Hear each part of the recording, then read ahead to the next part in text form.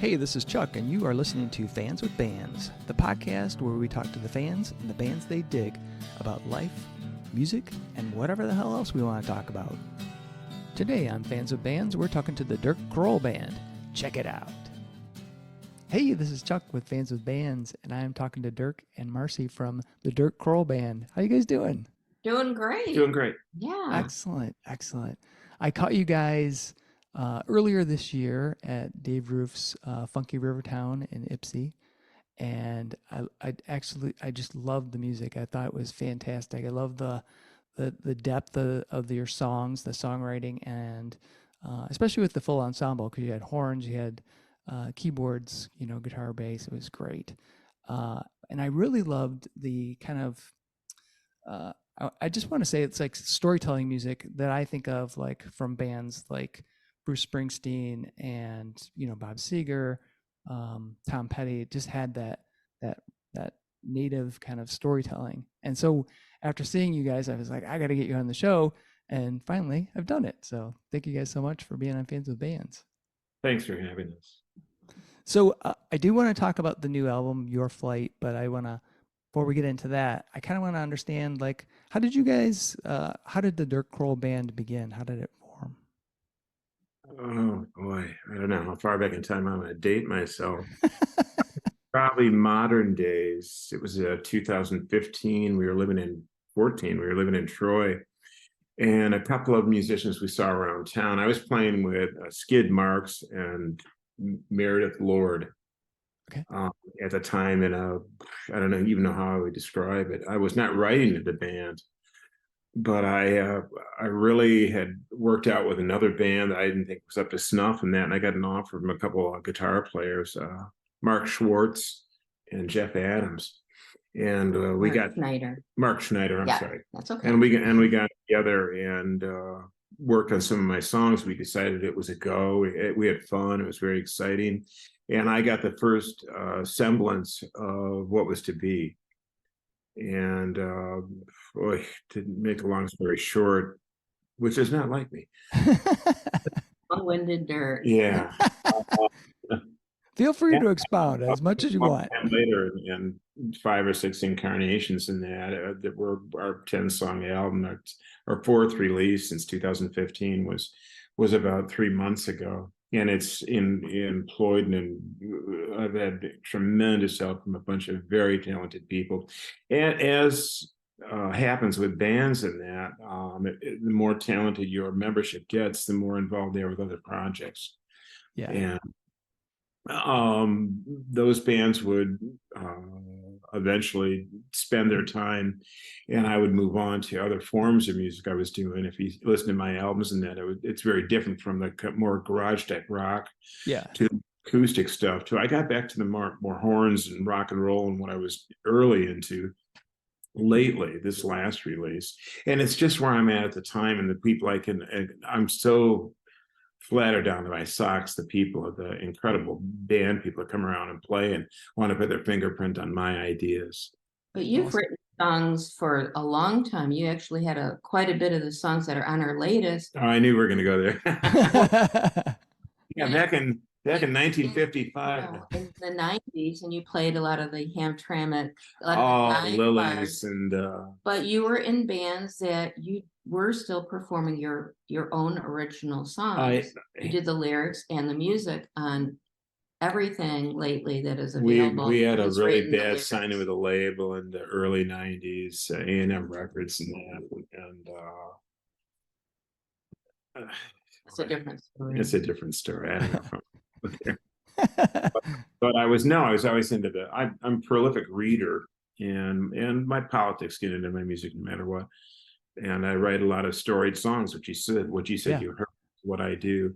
And enough subject matter comes across my mind in a period of time where it turns into a song, something like that. Yeah. Well, that kind of leads into something I wanted to talk about. So, with your Flight, the new album that you have out, that it's like it's kind of a treasure chest of music. You got so many different types of stories, but then there's also different emotional qualities to that, different arrangements. The songwriting is really diverse. which I think is great. But it all has a kind of a central root in like kind of like what I consider just like rock and roll music. I was wondering, like, what are some of the the favorite tracks off of that album? Well, I think what went over the least, what we liked the most, was Your Flood, the title song. And it was just an everyday. I was looking at everybody on the go, everybody trying to get someplace. It was metaphorical, but it wasn't too. It could be the home you're trying to get to and what home actually meant. And just the a bunch of bees in the beehive that are the workers, and they're on their way to something artistically, mechanically, business wise, whatever. And it was about that flight and what home meant. Nice. And that some of my songs are, they just come out and happen right away on their own, which is the nicest form. Other ones, I'll have a chorus. Don't ever write a chorus to a song first. It's hard to get back into verse and string together stuff. I'm not stuck. Probably what you said about diversing it from one song to another. It's usually a clean template, not my choosing. I'm not trying to be different from song to song. It just works out like that. Okay. I have a different story to tell. One of your possible throwaway songs that Dave Roof, our producer, wanted to throw in there. Madman? No, Black Velvet Elvis. Oh, yeah. I love that song. We're not going to really put that on there, but it's a charming story. My drummer, Paul Price, and Dave Roof, we're in the studio, and I'm like, I brought that up. I said, I don't know about this. I don't want to do this. And they said, oh, no, you have to do that one. It's a trailer park. This guy's wife worships at Elvis. And it's facetious as a song can be, about what this guy would do to get rid of his wife's worship of Elvis. Black Velvet Elvis, those paintings you used to find at gas stations. No, that's actually an old song. And so there's an altar of the Elvis. Perfect Tommies was the band back there that was signed that horrible label. But he brought me a Black Velvet Elvis from one of those big gas stations, and that. Right. Like Elvis, and he goes, we should write an Elvis song. So that was my Elvis. He resurrected it, and it got recorded. Yeah, that's awesome. I love that one because it's fun, and it's got the great horn section in there too. The sax, the sax solo is fantastic. Another one I really love is for a little while. Yeah. Yeah, can you tell me about that song? Because I love the melody and the chords. I had. That's an older song too. The band I was currently at the time, they used to make fun of me because I had this chorus and they loved it, but they go, "Hey," and the rest of that song, I go, "No," I don't know how long I did that, the length of the band. And finally, I was driving down St. John's Marsh on the way to Russell Island at a family retreat and that. And it just kind of came to me, the verse and everything else that went with the chorus. Finally, it was a couple of years after I had the chorus, but that's one of my favorite songs I wrote too. But it finally magically fell together. I had to wait, and if I would have forced it, and I never could anyhow, it wouldn't have happened like that. So when somebody's listening to your album for the first time, do you have any hopes or expectations for them? Like, what would you want them to experience when they're listening to this album? I want them to be millionaires and send me all this money. That's a really, really that is a good question. I don't mean to make fun of that. No, it's funny though. Quite often, and we have found that original music can be a challenge for some people, especially in our age group. They want to hear songs that they're familiar with, that they grew up with, but it takes a certain kind of patience to listen to a song.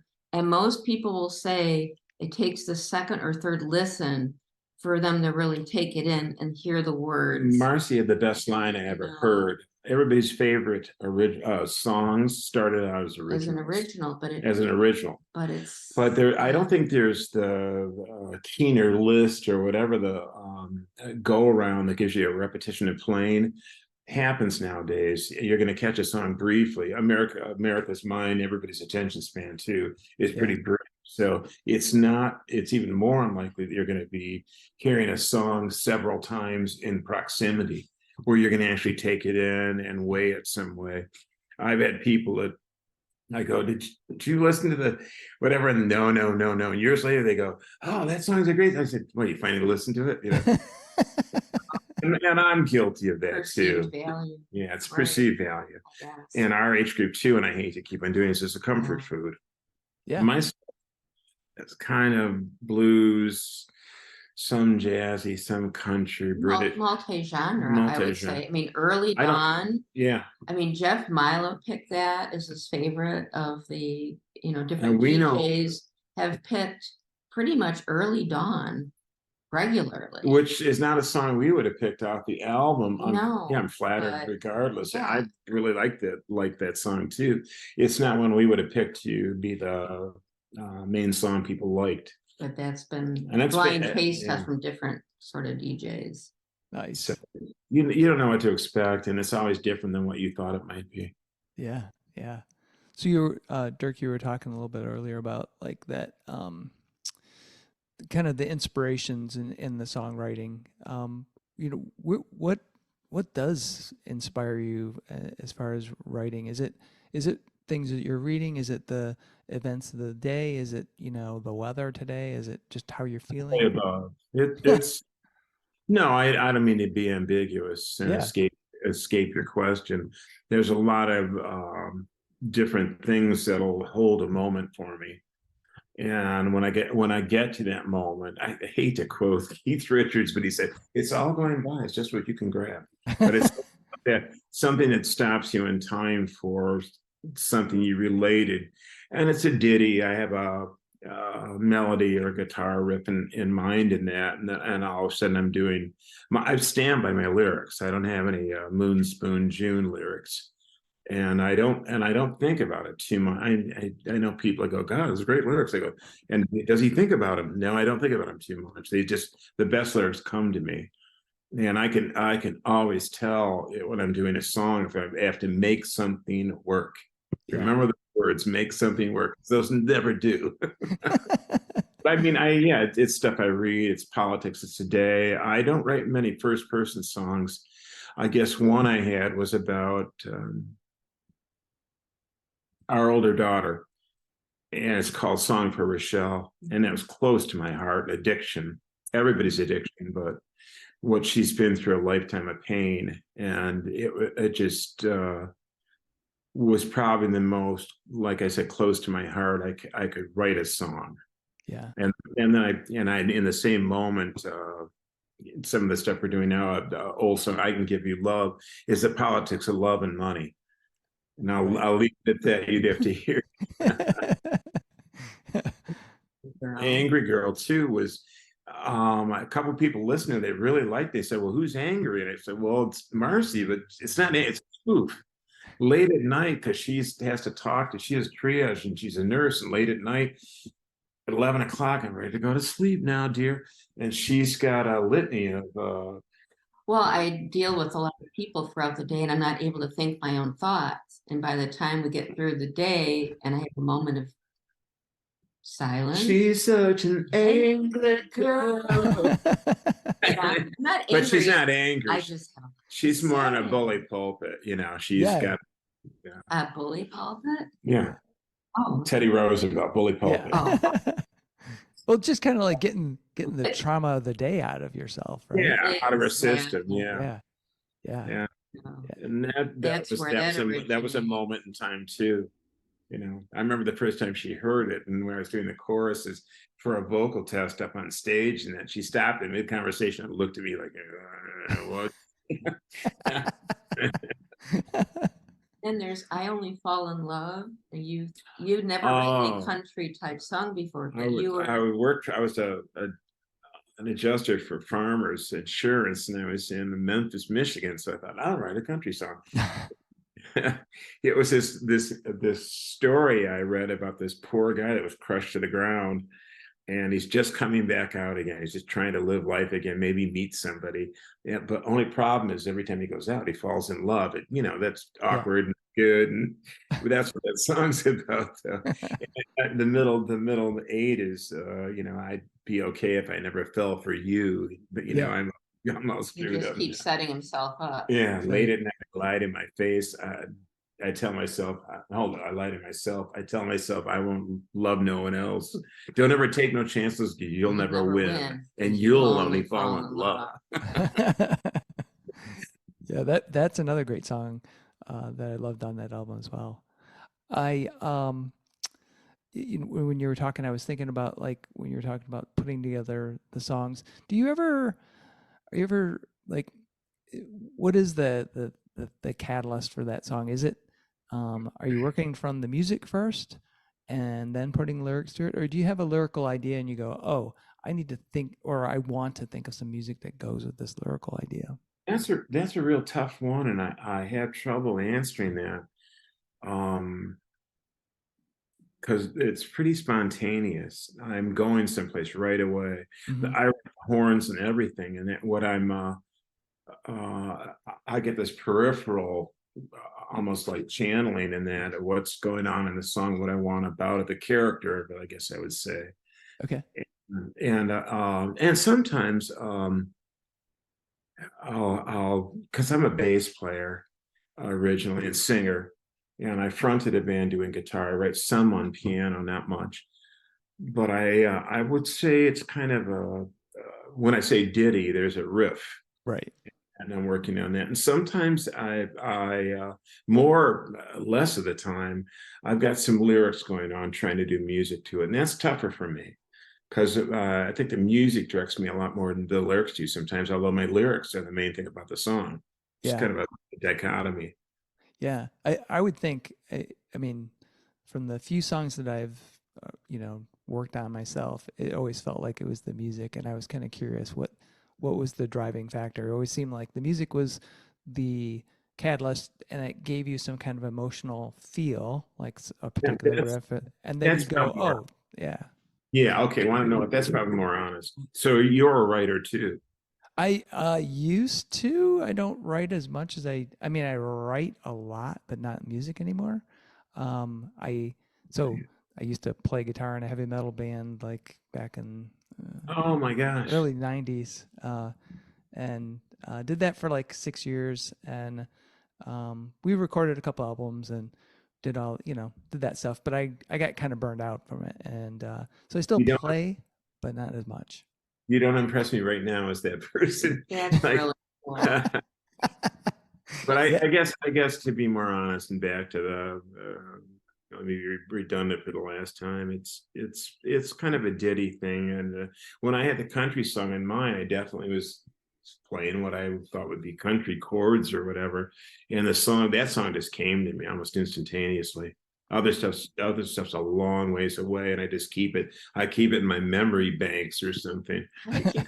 Madman. I mean, I remember we were around a little campfire on the west side of the state, and you just started playing something. Well, it was another thing I read about extraterrestrials and madmen, and this guy, and it's just for madmen in places that they run people that believe that, and it's become a lot more mainstream now.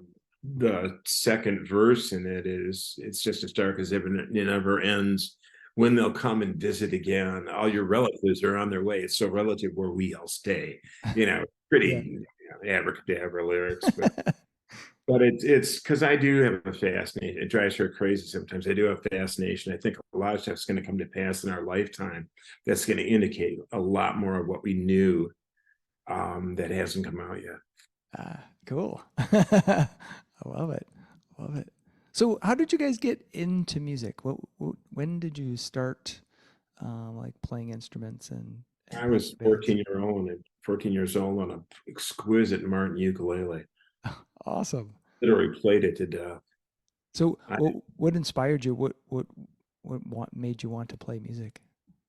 I'm down my basement in Royal Oak, and I'm listening to the Byrds and Buffalo Springfield, of course the Beatles and Stones in that too. But my dad was a singer on Anheuser-Busch Radio Hour. Really? He knew Bing Crosby, and my dad had a great voice. I guess he had a big radio chance that he chickened out of in the end. It was supposed to be nationally broadcast. Wow. But he was always singing this stuff around the house. I didn't know how good he was. Yeah. Just some rare tape. My sister and I have him later on. He was really good. I mean, Sinatra and that. So it was a musical family, and we did harmonies. We'd be driving up to the cottage, and we'd sing 3-part harmonies all the time, and it was just for fun. Wow. I mean, we're very musically, but I think when I was young and I heard Green Onions, I said, "Oh yeah, I want to do that." Do you remember with the very first? And this is a question for both of you. What was the very first album that you bought with your own money? Well, it was Eddie Cochran and what was it? God, I'm not going to come up with it right now. Roy Orbison? No, not Roy Orbison. No, it was really weird because my parents were separated for a while, and I came back to Michigan from California, which my dad considered destroyed me. And I had Eddie Cochran, and who was the guy that used to go across the San Francisco Bridge? A jazz player, horn player, sax player, famous guy. But anyhow, jazz album and Eddie Cochran, and my dad's looking at me because we didn't know each other, and he's going, "What happened to you?" You know. But I at my grandmother's house, I grew up in Laguna Beach till a certain age, and I had a turntable, and I played, you know, what they had there. And Eddie Cochran, I don't know how I got that. I think I got that in the Mexican garden, or I got. God, this is terrible. As soon as we aren't talking anymore, I'm going to kill him. I remember it, but it was a very avant-garde jazz player, and I listened to them, but I had no idea about music. And what captured me, I got into town, and my older brother, I didn't know that well anymore either, was Motown. I mean, he took me to Jackie Wilson concerts. Oh, man. We were the only white people in the audience. And it was so cool. My dad would have killed us if he knew. Swore me to secrecy. I was a lot different than you. At 12, I had a Laura Nyro, a Yusuf Lateef, a Julian Bream, which was lute music, and Lost Poets. Wow. I mean, yeah. So I had kind of a multi all over the place. Talk about bohemian. Yeah. I was kind of like she was, as children, we were pretty much out there and on our own with our families and what was going on around us. We were very isolated, and I wouldn't say chose to be, but we didn't fit in. My name's Dirk. I had to be a musician. And Marcie too. Her background is just fascinating. The stuff she the music I like, but I had piano lessons as a child, but I never sang other than playing guitar and singing Joni Mitchell's songs to my babies to lull them to sleep. I had Tasha Owens and Rachel. But I was never a singer. I had Tasha Owens and Rachel Williams for my backup singers, and I wrote a song for Tasha, and they went off into the stratosphere, whatever they're doing that. And I got another female voice now. I'm on the couch, and she's singing with me, and I looked at her, and she said, "No way." Terrible stage fright, but my first time performing was Hart Plaza. Was at Hart Plaza. Really? At a big gig. It wasn't karaoke. It wasn't in the basement bar. It was there. She thought she'd have stage fright that she never had. Well, I think I'm just too old to give a damn. No. She's not one of those fish-eyed people that goes someplace while she's singing. She definitely connects in that. Well, more so than I do. Strictly backup, but I know your song so well. Yeah, she just never. And we're just sort of a yin and yang. It just works.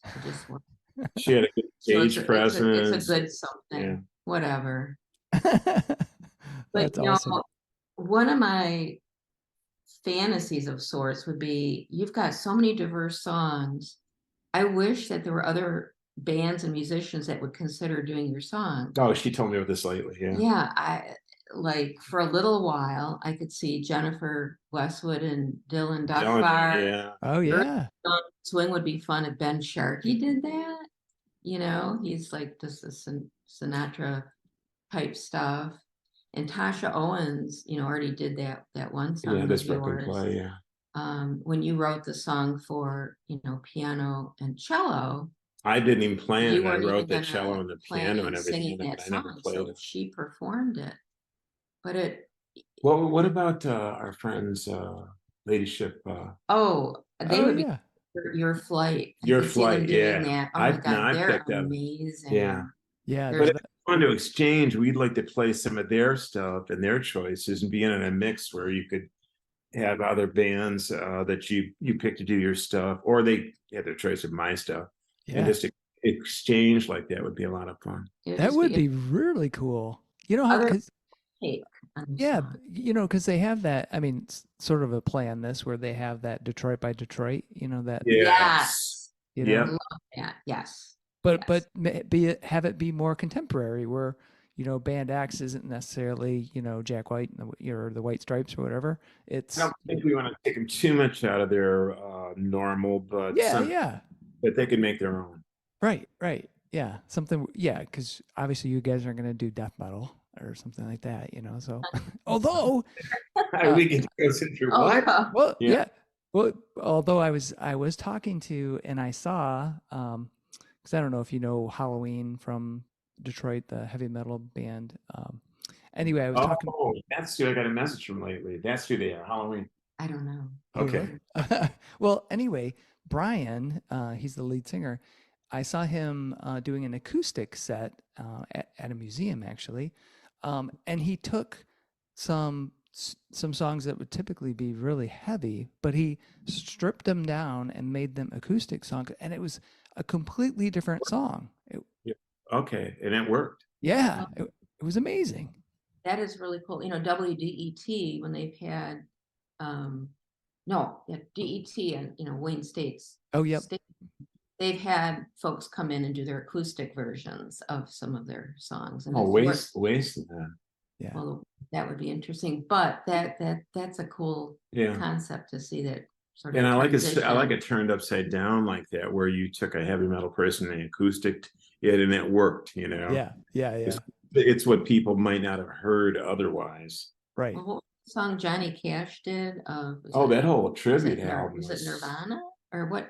He did Nine Inch Nails. Nine Inch Nails. I loved that. I mean, that was killer. hate to say it, his version kind of topped. It was amazing. It did. It was Tom Petty and I Won't Back Down. I mean, yeah. That's Rick awesome. Rubin, right? Producer, I believe so. Yeah, and then it was Trent Reznor worked with him because that. Yes. Because that was he wrote the song, but yeah. Now, how did they introduce that to him and he did that? That's wild. Yeah. Well, you know, I guess, I mean, sort of like we've been talking about, where you're open to experimentation and trying to like, recontextualize those songs in a. Yeah, that's a good way to put it. Reconceptualize. Yeah. So. Have the time to do it though. Yeah, exactly. So if you guys could play, like, this is kind of like a fantasy question. If the Dirk Kroll Band could be playing any stage anywhere in the world, where would you like that to be? Red Rock Canyon. Oh, all right, awesome. and who would you like to be like on the bill with you? Oh God, some local bands. I promote Detroit. Some of I can't name names because I'll leave somebody out, but there's several bands I would bring with me from Detroit if I was so lucky to have that situation. And you like Elvis Costello. Well, I'm older than him, so he followed me. No, but I mean, there's incredible talent in town here, and certain people I favor. And like I said, I'm not going to, because I'll leave somebody out. I would bring people from the hood. I guess I'd call it that. Excellent. And when I hood, because Detroit and Ann Arbor seem so segregated sometimes. That's a thing. Yeah, it really is. Since we've known and loved David Roof, the Ann Arbor scenes, it's a different scene. You have your pocket of people that they all know each other, and the Johnny Speakeasy thing. Yeah. We've gotten to know some of them, but well, I was thinking I need to get you. Get you ensconced with Steve Gerbach, because he runs. Him and John Mooneyham run the Manchester Underground Music and Art. Oh yeah, that's how I know that name. Yeah, or heard that name. Yeah, and so they put on shows at the River Racing Distillery in Manchester, and they've had Twist and Tarantulas was out there, Wilson Thicket, Oh, they're great. Yeah. Yeah. Eric Marcus, he can do no wrong. And I thought of you guys, I thought you would be perfect over there. Well, thank you. Thank you. We'd be honored. Yeah. We have been in a 4-part and an 8-part band. We did Dirk Kroll Band light and then full throttle. Yeah. Because it's like herding cats all together. Well, the bass player performs with they're with fantastic other groups. They usually will set aside, if you're ahead of time with them, to play and do my project. But it's just how talented they are. Yeah. And I'm very, very fortunate that they're all wonderful too. Yeah. Every one of them. They all have a very happy band, as you probably saw at the Rivertown. Well, they all have their own gifts and skills and humor and stories, and it's a rich package, Yeah. Well, I definitely experienced that when I was watching you guys, because you definitely looked like everyone was having fun on stage, enjoying the music, and the crowd. I thought, really, I thought was great, and I think everybody else that was listening thought was really good. That was a really neat format, and the sound, the people are doing the sound, just everything about it. It was very intimate and great sound. Yeah. So I still like to kind of, it's just fun for me, to go back and see where people got some of their influences. What was the very first concert that both of you ever went to? I saw Jimi Hendrix in '68. Really? Awesome. I asked my mom if I could go see Jimi Hendrix, and she didn't know who that was. And she kind of turned to me and said, "Sure, where's he live?" We snuck down there, and I don't know if the driver was old enough to drive, but we got down. It was it's before he really burned his guitars, Too Much Wah Wah or anything. He did the first 2 albums, and Bold as Love had not come out yet. Oh, wow. My Hendrix album, and he played a few songs, and people's literally their jaws dropped, and he taps the mic and he goes, "Y'all okay out there?" Finally rushed the stage and held their hands up, and he would touch people's hands, and just went through the rest of the album. And it was magical, just magical. Wow. Didn't your brother take you to the state fair? Well, I saw Marvin Gaye the first time. Barry Gordy came up, introduced a new talent. I have a big hand for Marvin Gaye. He did I'm just stubborn kind of better. That was my Motown thing with my older brother. Oh, awesome. And me, I took, advantage of myself, what I saw, what I perceived. Yeah. Because I was at the Brandy Ballroom, and we'd see Rod Stewart, the Who, what a litany, like 3 bands in that. I remember when they raised the price from $3.50 to $5, and we howled about it. And Russ, I don't know if I can use the word, it's kind of a P-R-I-C-K. And it was, we were like young, not dumb hippies, but we were, it was like we'd load a car illegally with people and go down there and see the band and come home. And my father thought it was great. Brandy Ballroom was big bands, and they were dancing probably, weren't they? Not quite dead. Really cool. Great stories. Great stories. Really cool. Yeah. We had season tickets to the Detroit Symphony, but my father's first cousin was conductor of the Toronto Symphony. So we used to go to the symphony. Oh, wow. In Toronto. And I'm embarrassed to say what my first concert was. What was it? Well, it was really at the Fifth Dimension. Oh, awesome. Nothing wrong with that. Was like yes, it's actually very fun. They had great costumes and everything. How old were you? It was like 10. Okay. She came out way ahead of time. Well, she was way too young to be allowed such use that. Then it was a regular to the Raven coffee shop that was in Southfield, and you wouldn't be familiar with that, I don't think. No, I don't remember it. Chuck and Joni Mitchell. Chuck and Joni Mitchell and Odetta, and just mostly it was the folk singer set of things. She was more folk singer. I used to hitchhike and go to Mariposa, to the Mariposa Folk Festival in Toronto. I was really God, was that a cool? So I was kind of a folky. I made my own dulcimer, and Oh, wow, cool. I had a finger piano, and I'm dating myself. I missed a lot of the folk stuff, and I'm sorry I did. Even like Dylan and obvious Studio. people, yeah, and that, and just what was going on in that neck of the musical woods. I was more of an electric guitar, Yeah. creep, English rock. English rock. Into, I was a Yeah. Anglophile definitely when I was young. Yeah. I think that happens to a lot of people where you, especially if you love music and you'd like to explore and like listen to different things, you may start somewhere, you know, at a particular age and you listen to that and then you don't really appreciate some things because I mean, I've told people this and they're kind of shocked. Like I did not like the Beatles at all when I was young, like when I was 15, so what did you 16. like? Hold on, hold on. I got a question from this. Why did you not like them? I just couldn't get into the music. I just thought it was, Saccharine?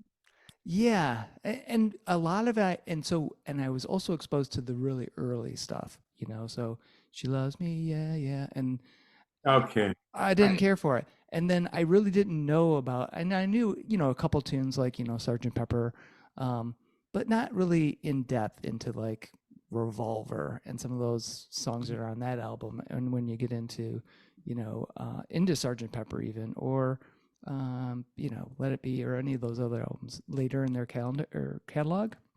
Mhm. So for the longest time, I was like, I just don't, I can't get into this. Then a bit of somebody a cult club. brought in the you know, had the White Album, and I listened to that like, what is this? They go, oh, this is the Beatles. What? Yeah, So that was great. It yeah, was. But it was your Yeah. epiphany when the Beatles meant something different all of a sudden. It's yeah, interesting. yeah. What were you listening to? What was My your next question. baseline?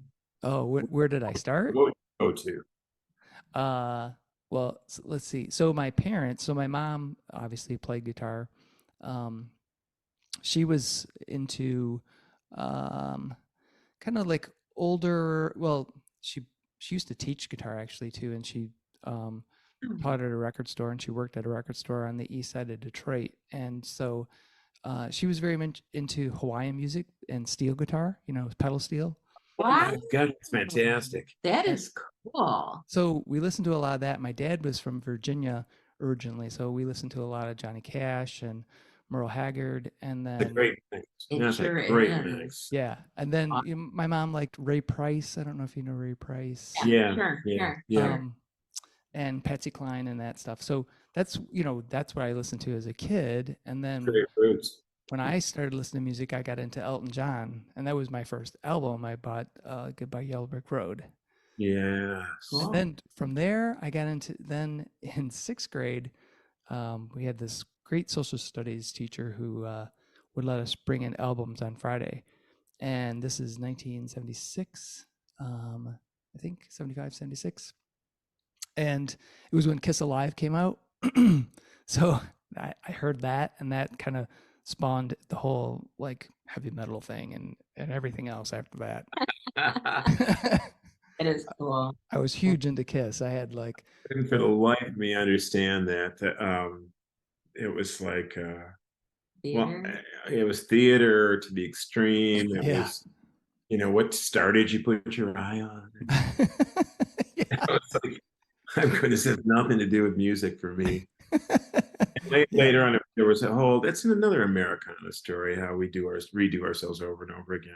And the people that grew up with certain influences hung on to them and had their own reasons at the time that other people might not relate to because it was their moment. Yeah. Yeah. Yeah.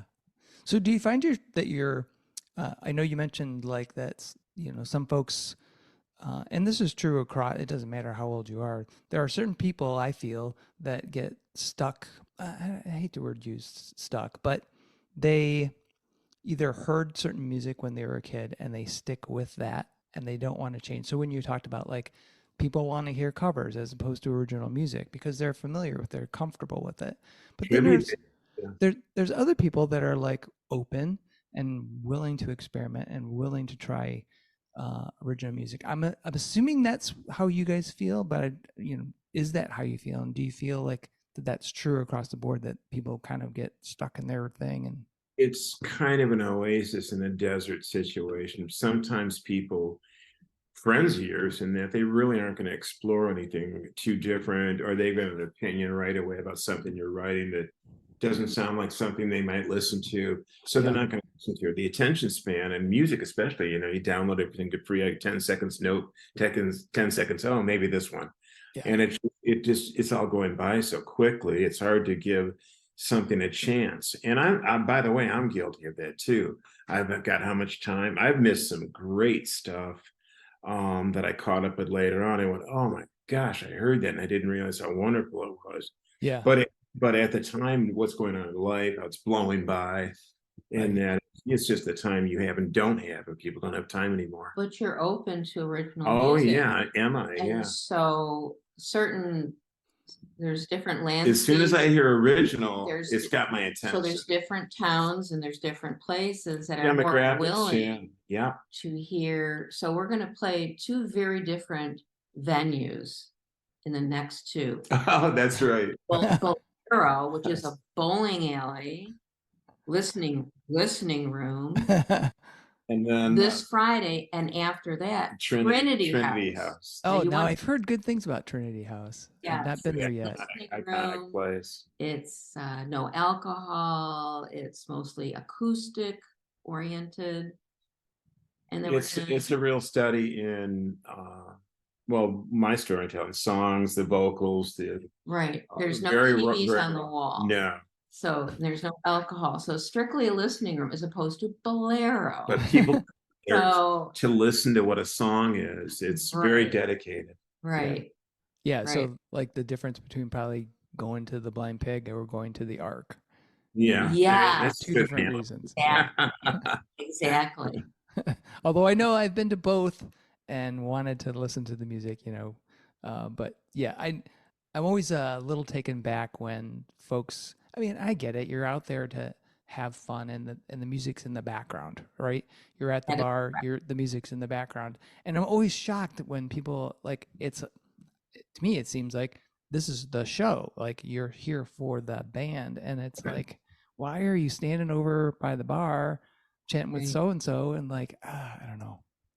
So it's not for everyone. I guess. Places where, I mean, we've gone, so we were just in Delray Beach, Florida. Yeah. And we popped into this little bar, and no one's listening. Long, narrow bars. One guy playing guitar, and we're just sitting there listening to him. And he did find out he's from Canton, Michigan. He said, play an original. And the best song I heard that night was an original. I got to get my battery laptop. Oh, that's awesome. And he cracked up when he heard where we were from, Pontiac. But he played an original, the first original he'd done that night. And it was a great song. We looked him up afterwards. He's got a lot of really great material. Oh, wow. He's road warrior, he's down in there. He's trying to make a living on the road. Good luck. Yeah. And it was just a moment in time. We really, really liked his original, asked him to do it. He had a lot of fun playing. He called us up to the stage and said, who are you? No one after. Oh, that's awesome. Fantastic. Yeah, it was a lot of fun. So, She's in right now. Hold on. Oh, sure. You can just keep talking. All right. We're good. Okay. She's gone. Do you want to talk?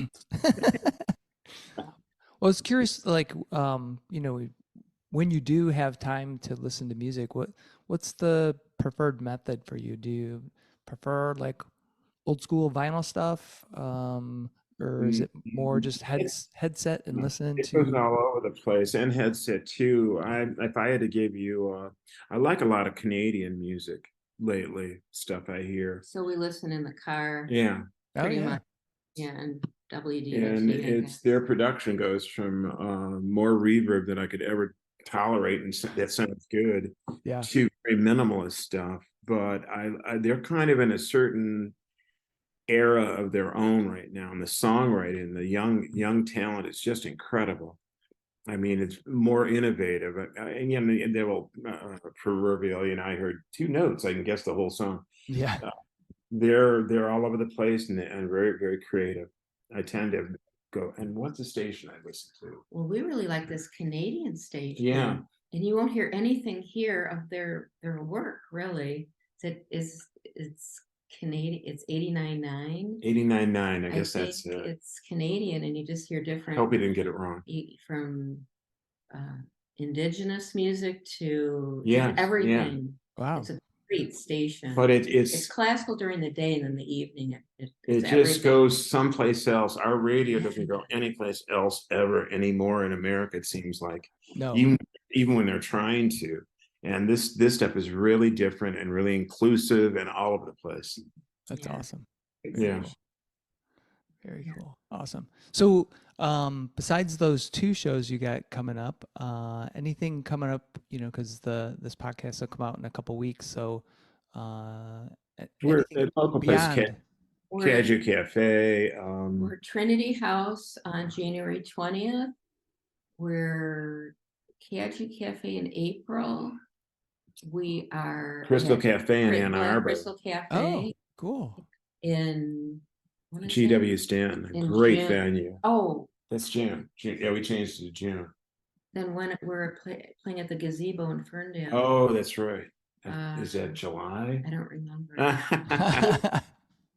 Our gigs are on our website, thedirkkrollband.com. That's the best place to find our shows. We're continuing to book at different venues. Dave Roof might do another Riverside. I know he's trying to grow that a bit in the area, and we might be a part of that as well. We're looking forward to that. I think so. I think, these wants to get some different people there, and I'm rooting for that. And that's fine. But although you heard us there, and I'm glad you did. We really have been well received in the Ann Arbor area. We would like to get more in that direction. The person that you said that Manchester. Yeah, I'll message you guys, but his name's Steve Gerbach. I'll get you guys in touch with him and John Mooningham. They're the kind of primary guys running that. There's a crew of them. There's Jason. They've got a guy named Berkeley who runs sound at the Arc, and they're very those guys are great. So I'll get you in touch with them. Okay, great. Excellent. Thank you. That. Yeah. We've performed at Zuzu's Coffee House, actually. Oh, Zuzu's, I forgot all about. Yeah. But I don't know if they're live music anymore. And you know what else? Do you guys have you ever heard of Chelsea Sound and Sights?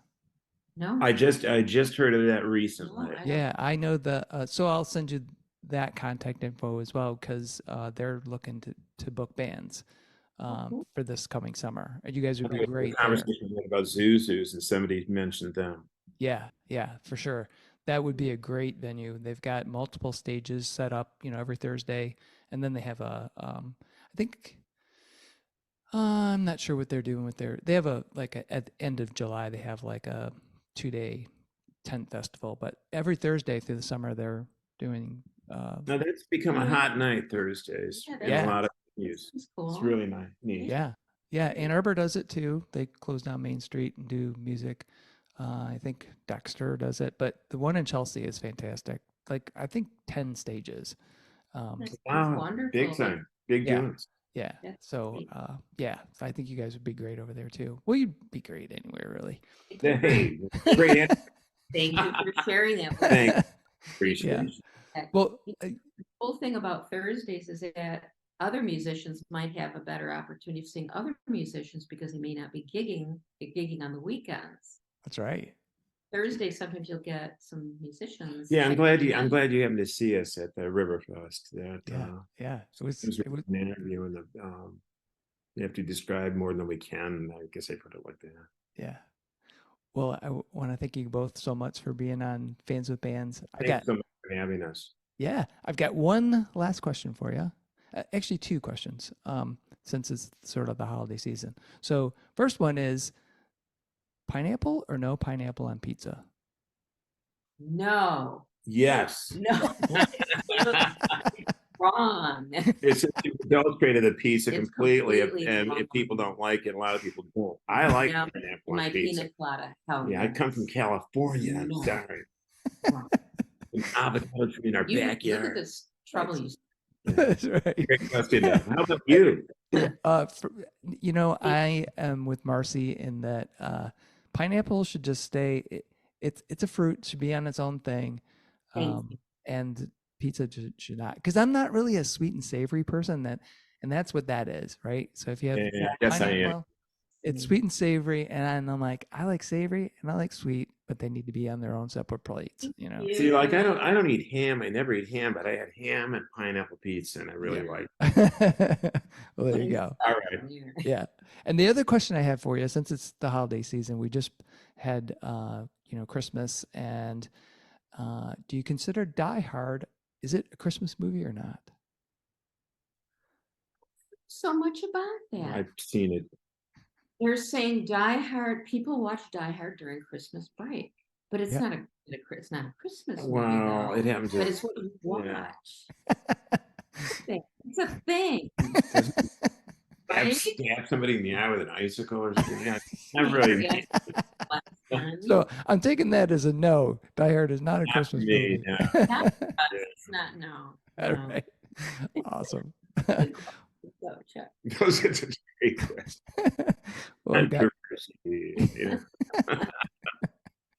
Well, thanks again so much for being on Fans with Bands.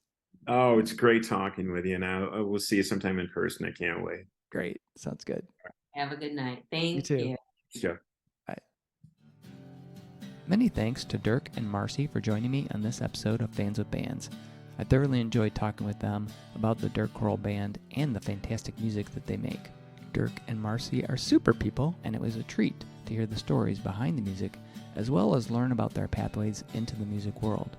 Be sure to check out the latest Dirk Kroll Band record called Your Flight. It is a great album of rock music that is diverse, lush, and captivating. See the show notes for all the details and links. Bands are nothing without you, the fans. Purchasing music and merchandise is critical to their survival. If you can help out your favorite bands, please do.